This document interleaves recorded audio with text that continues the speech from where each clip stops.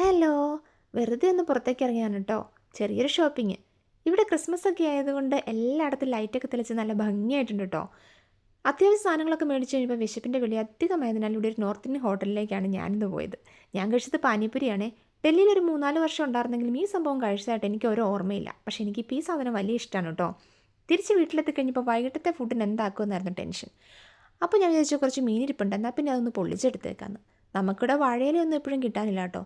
ഞാൻ സാധാരണ ചെയ്യണത് എന്നാന്ന് വെച്ച് കഴിഞ്ഞാൽ മസാലയൊക്കെ ഉണ്ടാക്കിയിട്ട് നമ്മുടെ ഫോയിൽ പേപ്പറിനകത്തേക്ക് മീൻ വെച്ച് അതിൽ നന്നായിട്ട് മസാലയൊക്കെ പുരട്ടി ഓവനകത്തേക്ക് വെച്ചിട്ട് ഫ്രൈ ചെയ്തെടുക്കും.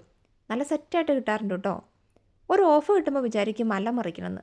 പക്ഷേ പുറത്തേക്ക് ഇറങ്ങി കഴിഞ്ഞ് കഴിഞ്ഞാൽ ഫുഡ് പുറത്തുനിന്നാണ് കഴിക്കുന്നതെങ്കിൽ പിന്നെ വൈകിട്ട് വന്നു കഴിയുമ്പോൾ പിള്ളേരുടെ ഹോംവർക്കും ചെറിയ ചെറിയ പണികളും ക്ലീനിങ്ങും ഒക്കെ കഴിഞ്ഞ് കഴിയുമ്പോഴത്തേക്കും പാതിരാത്രി ആവാറാവും. പിന്നെ എവിടെയെങ്കിലും ഒന്ന് കിടന്നാൽ മതി എന്നാ. പിന്നെ എപ്പോഴാണ് ഈ പണികളൊക്കെ തീർക്കുന്നതെന്ന് വെച്ച് കഴിഞ്ഞാൽ അത് ദൈവം തമ്പുരാന് മാത്രം അറിയാം.